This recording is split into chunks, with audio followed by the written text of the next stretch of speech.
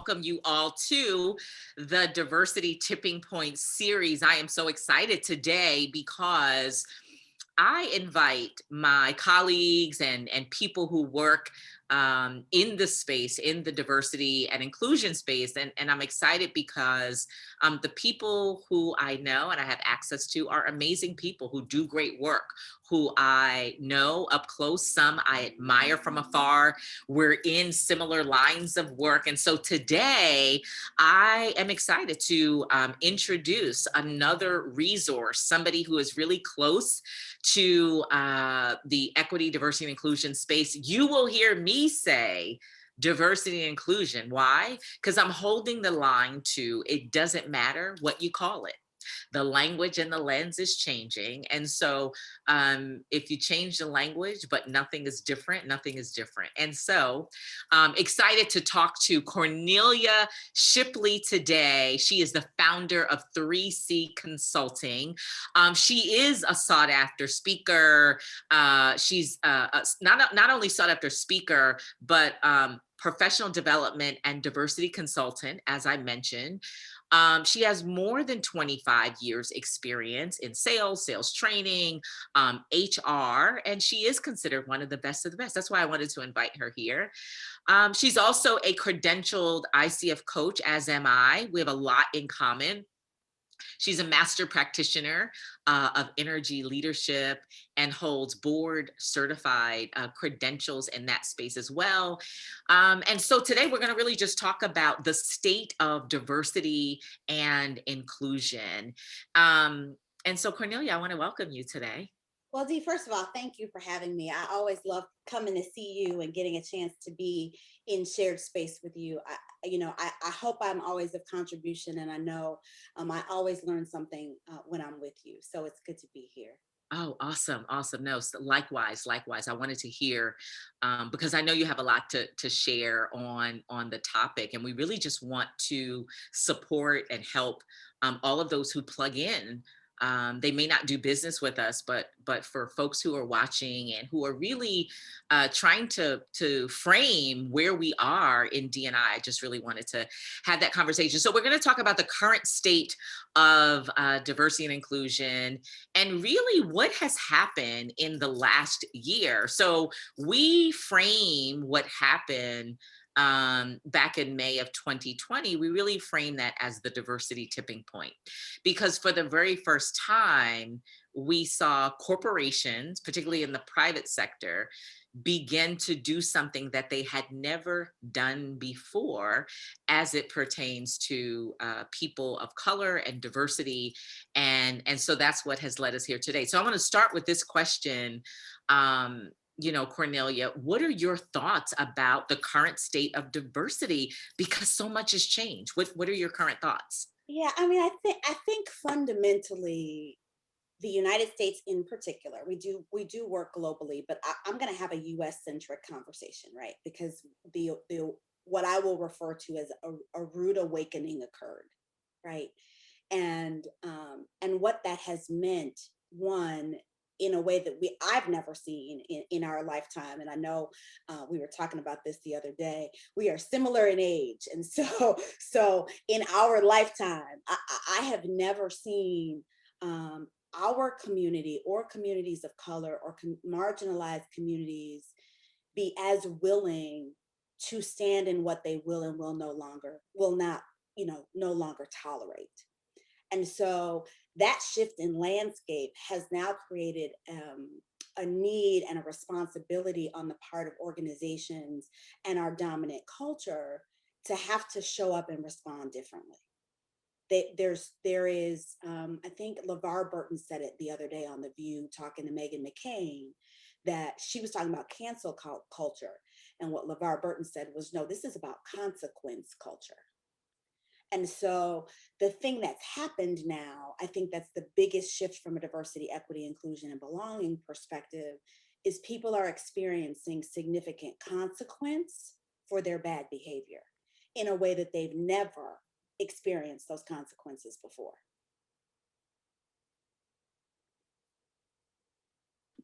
So you're right. You're 100% right. And how we frame that is, there's high reputational risk right now, like never before. And Cornelia, not just dating back to the diversity tipping point in May, but even precursor to that. I always like to have the conversation about across industry and sector with members of Congress and the D&I subcommittee, which was at the beginning of the 116th Congress. That's where a new level of accountability came into play. And so you are spot on in this consequence culture. I love that.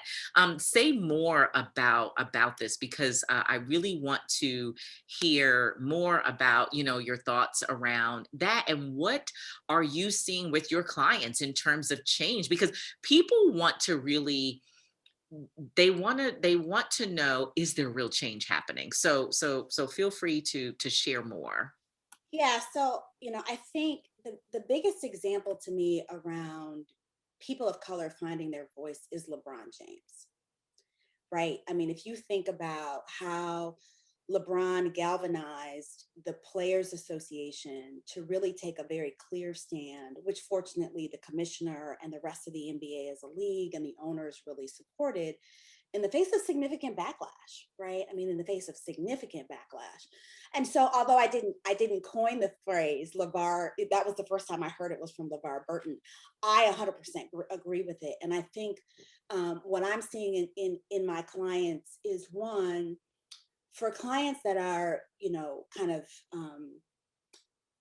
viewed as the best of the best, right? They're at the place where they're making public statements around, things like getting, 50% women to a particular level in their organization. They're embracing things like what Goldman Sachs said about having two women on your board or more. They're recognizing that you can't have diversity and inclusion without equity. And so they're looking at and improving their pay rates of people of color and women and other marginalized communities. So they're ready, willing, able to put their money where their mouth is. And, in light of what Ken Chenault and some other senior executives have been doing who are African American around this piece around voting rights, they're stepping up to say, we we have said for years we're not political, but there's a recognition. We have a political action committee. We have people who lobby for us on wall on at the White House and on Capitol Hill. And so now we're in a place where we need to be clear. Our employees are expecting us, and our clients are expecting us to, one, come to the table with a diverse team, and two, our employee population is expecting us to support them, which means we cannot allow them to lose their voting rights, as an example. So we're starting to see people really stepping in and advocating in ways we haven't seen before. And then we still have clients who, we went live today about a client that we both know that has more of an interest in being compliant, right? More of a potential interest in covering themselves than potentially in transformation. And I think the organizations that are going to get this right and that are going to be able to really recruit the coming generation, of which almost 40% is self-identifying as non-binary and transgender, is going to be the group of people who are able to say, we are ready to hold people accountable and have consequence up to and including termination if you're not ready, willing, and able to integrate diversity, equity, inclusion, and belonging into our values and demonstrate that on a daily basis. Yeah, yeah. So two things you said, and I think it's worth stating. You mentioned women, right? What you're seeing in women and pay. Um, the diversity tipping point, or I should say precursor, to May of 2020, diversity and inclusion prioritize gender diversity.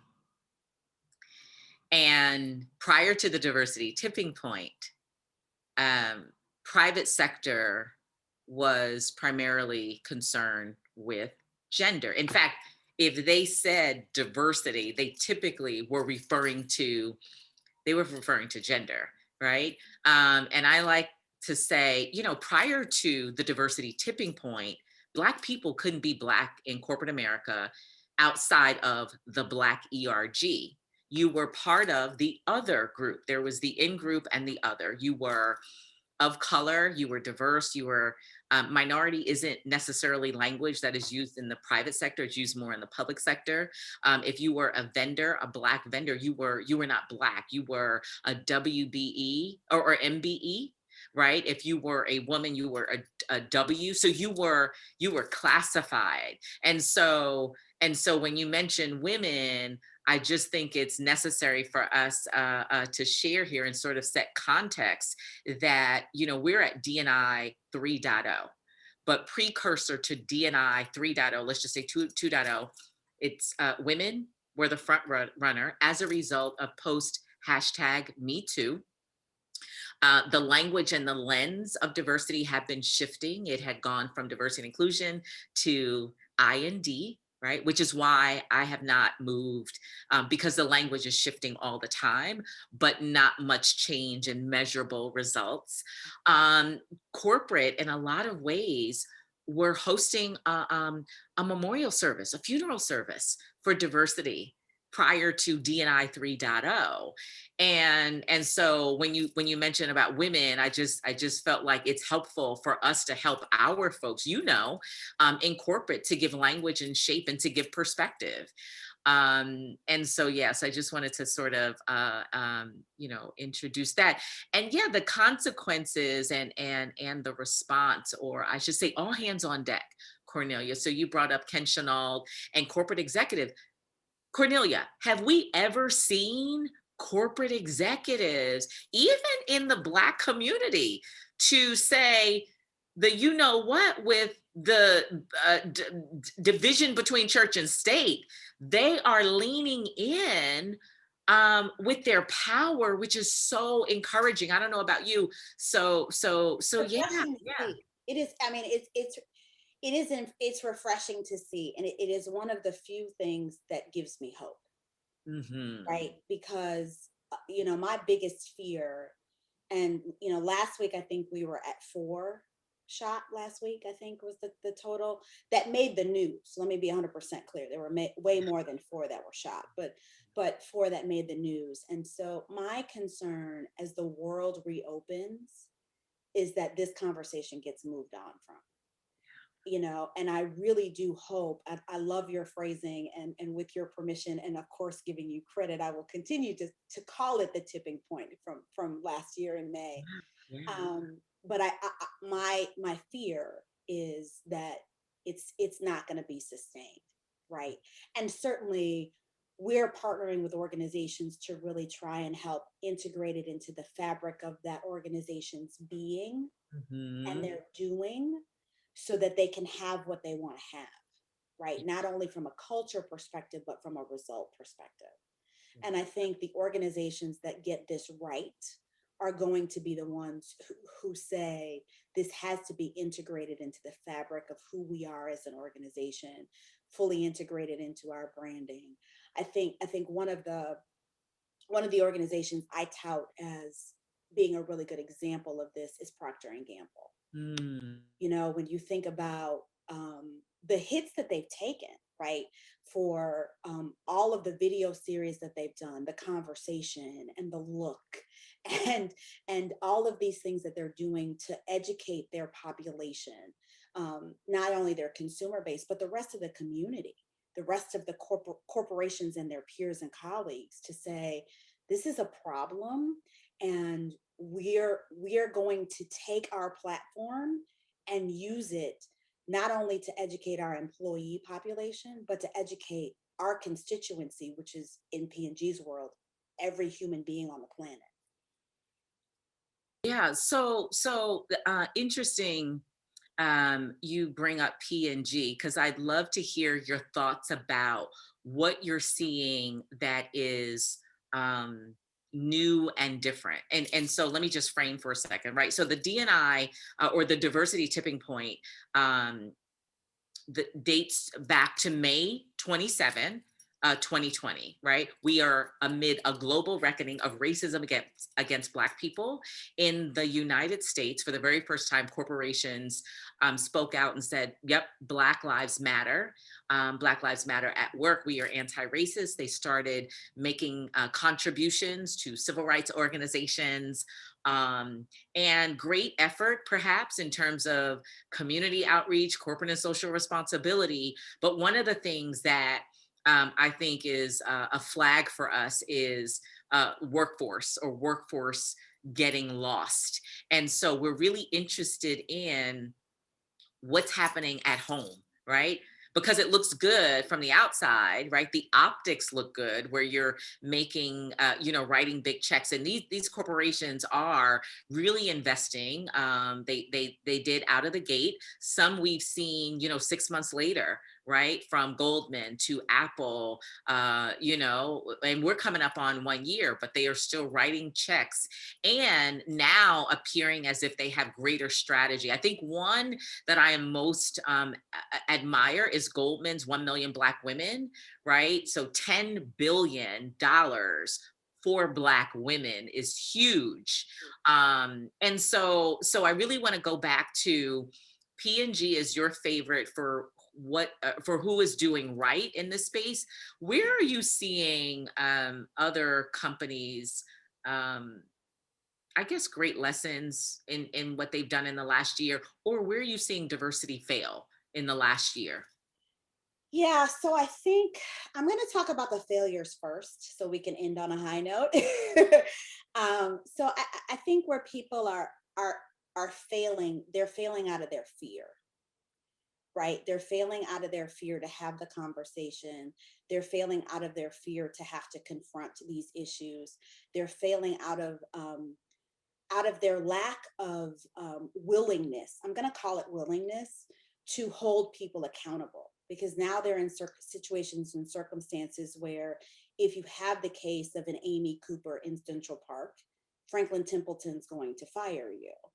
The problem has been, and the problem of many organizations today, is how do I get on the front end of that, creating policies and processes and infrastructure so that the organization understands our expectations of them as a brand ambassador.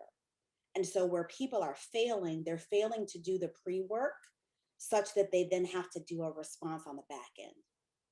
Yeah. Um, I think the other big name I would bring up in terms of an example, and this is not a client I work with, so I'm not inside of the client. I know what's available in the public domain, is Microsoft. And I say that because, my understanding, again, from things in the public domain, is that, they're now holding executives accountable for promotion rates, use of minority suppliers and vendors. And that's something that we haven't seen. We haven't seen that happen, where organizations are saying, as part of your bonus, how many people of color, women, other able did you promote? As part of your bonus, how many diverse suppliers are you using to deliver on this work? And I think it's going to take those kinds of commitments by organizations to really move us forward. Yeah, I think you're right. I think that's the answer. We haven't seen it consistent across the board of making equity, diversity, and inclusion a priority, um, rather than just the project or the initiative over there. One person has a responsibility for it, or a small team, rather than the entire C-suite. I think that's where there's a big miss. And to your point, it's tying, compensation to it. So, um, yeah, and what do you think about this other, I would say, fail, and that is CDOs or diversity leads reporting into HR? Like, what are your thoughts about that? Yeah, I mean, I think let me say it this way. I think fundamentally, where people report is a reflection of priority, right? And so if this work it's just like people who are in corporate responsibility and sustainability, right? When the environmental craze initially started, right? They didn't report into operations. They Mm, reported into the CEO mm, because the CEO was committed to climate change and to making sure that sustainability was going to happen. And I mm, think issues around diversity, equity, and inclusion and belonging need to be in that same bucket, mhm. right? And the truth of the matter is, if organizationally you want to get to the place of belonging and you're not checking in, and you have several layers before you can get to the person as the CEO of your corporation. If there's several people you have to go through to get to the person who owns that for your company, I don't know any other initiative that you would not have line of sight to that as a CEO. Direct line of sight with nobody getting in the way, having to interpret your expectations or any of that. Yeah, yeah, yeah. What do you you mentioned belonging, and I think I shared with you prior to DNI 3.0. um, my company, we reported out on emerging trends back in 2019, and one was the language, right? So back then it was culture, inclusion, and belonging. In fact, DNI, or there was the death of diversity, let's just say death of diversity, back in 2019. um, Language shifting and the lens shifting, so much so I had a client in tech. They didn't have a chief diversity officer. They had a chief human spectrum and belonging officer. And so, what do you think about the language and the labels? Now we hear equity, diversity, inclusion, culture, inclusion, belonging, and justice. I was interviewed by Forbes on JEDI. They said, can you talk about JEDI? Justice, equity, diversity, and inclusion. So I'd love to hear your thoughts on the language. How important is it important? And then even if you could speak to BIPOC as well. Yeah, so from a language perspective, I think part of the reason we're talking about belonging in particular is because of this emerging trend as it relates to non binary and transgender youth, right? When we look at what's coming to the workforce, there was a study that was done, I think it was by UCLA and Harvard, that said 39% of the next generation of workers is going to self identify as either transgender or non binary. And so I think that, you know, that's 40% of the workforce. That's 40% of the folks coming in the door. And so I think that that has required a shift in language. Um, I think also from a diversity perspective, because organizations, literally, there are companies that have no diversity, privately held, not publicly traded, but privately held organizations in particular that have no diversity at all. So I think we have to be understanding that although we're in a 3.0 day, there are still clients, there are still companies, there are still organizations, and there's certainly still people and individuals who are in, diversity, equity, and inclusion and belonging -5. Right. And so this spectrum that we're on and this trajectory that we're on is requiring people to move much more quickly than they've ever had to. And from a languaging perspective, although it's dizzying for so many, I think you're right. It doesn't matter what you call it, as long as you understand the intention needs to be, in my opinion, that you're getting to the place where people can show up in what we call aligned authenticity to be able to get the work done you've hired them to do and to keep your reputation with your stakeholders intact as an organization. That's good. Oh, I love the framing of that. I love that. And then there is BIPOC that showed up in somewhere between DNI 2.0 and 3.0. I noticed there was the label, and I just want to be respectful that, with a lot of activity, let's just say in the DNI space, Cornelia, I just believe people they have good intent. I think let's just say that.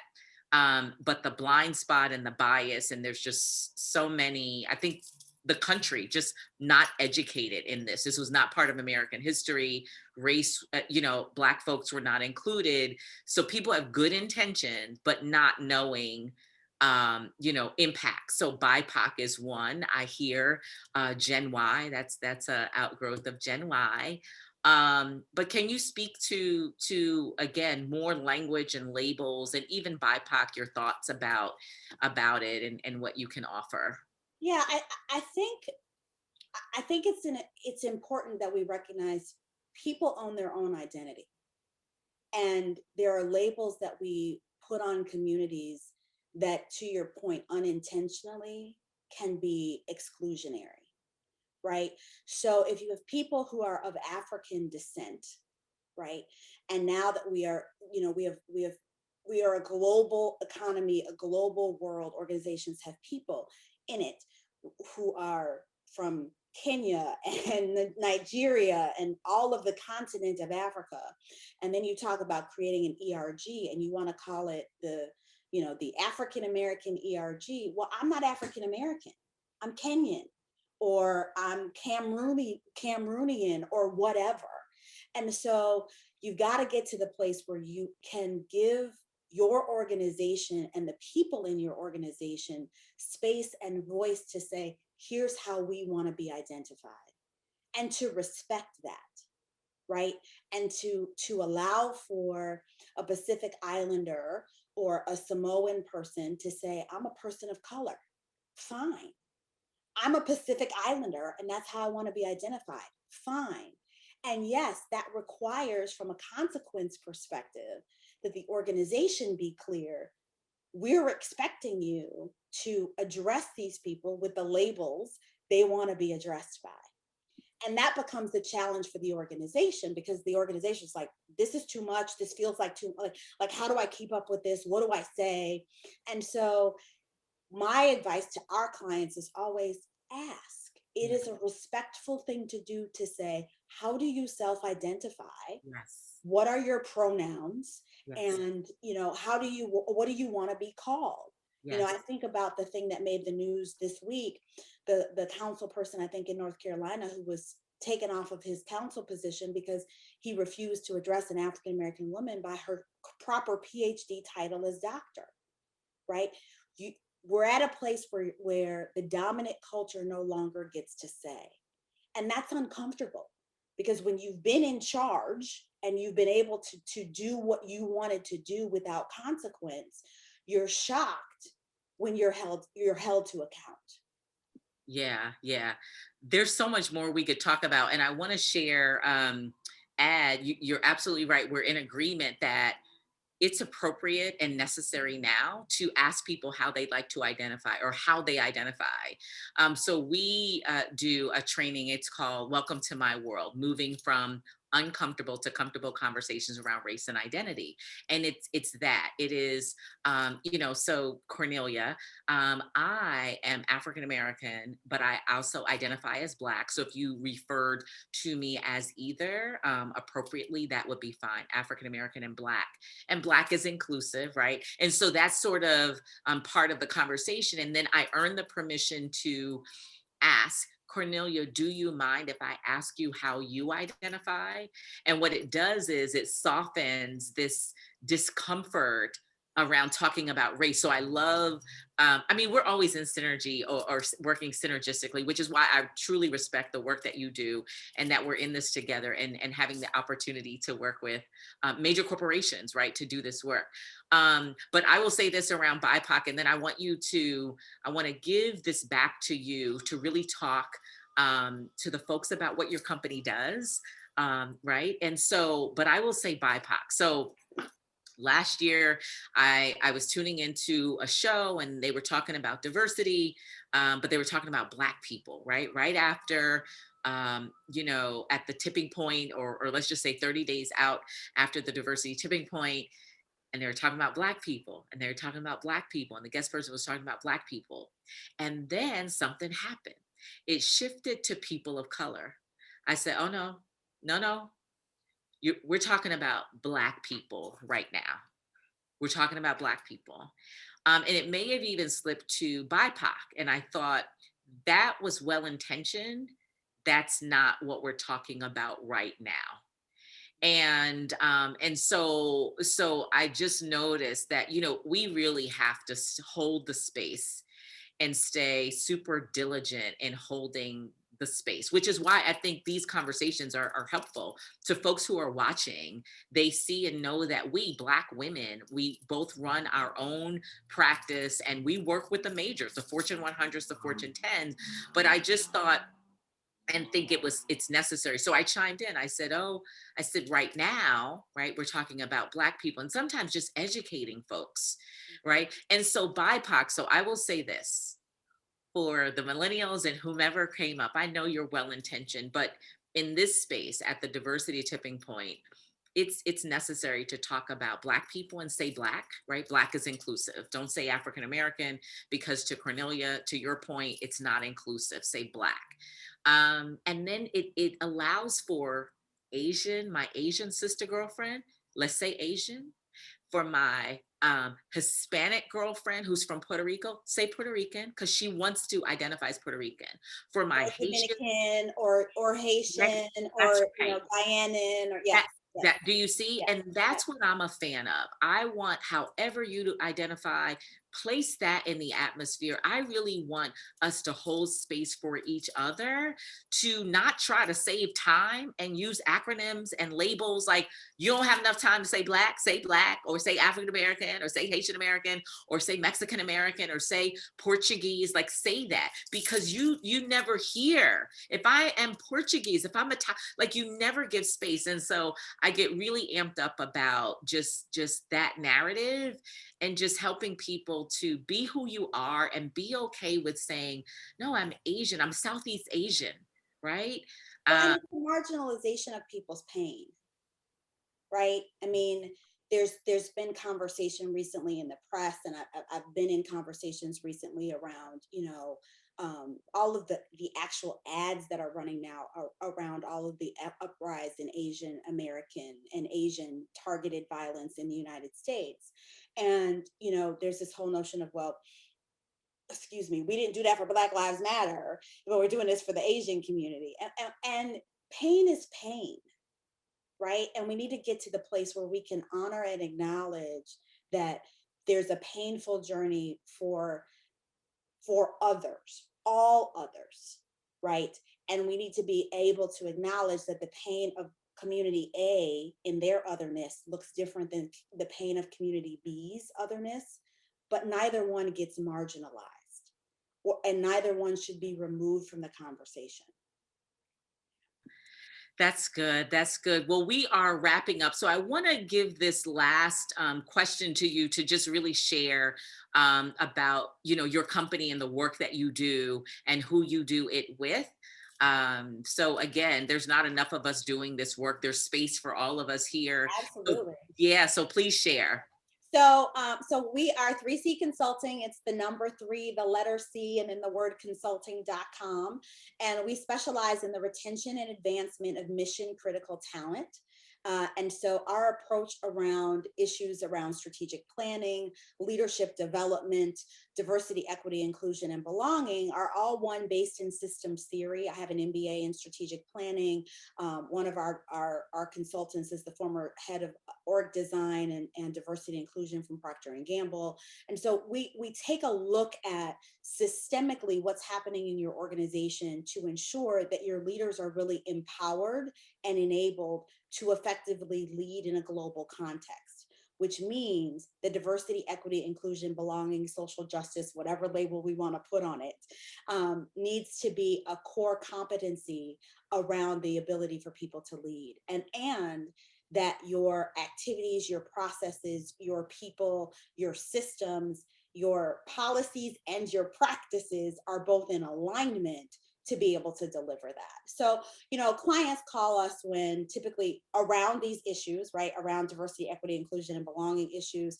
They call us when new leaders have been promoted to director level and above opportunities, when they're looking to invest in the development of populations in their organization, including women and other historically marginalized groups, when they're really looking to do some education around things like sponsorship and advocacy and empowering white males in particular to do that work and recognize how they need to engage with populations that they haven't had to engage with on this level to be able to actually retain and advance that talent, and more importantly, maximize it for their bottom line.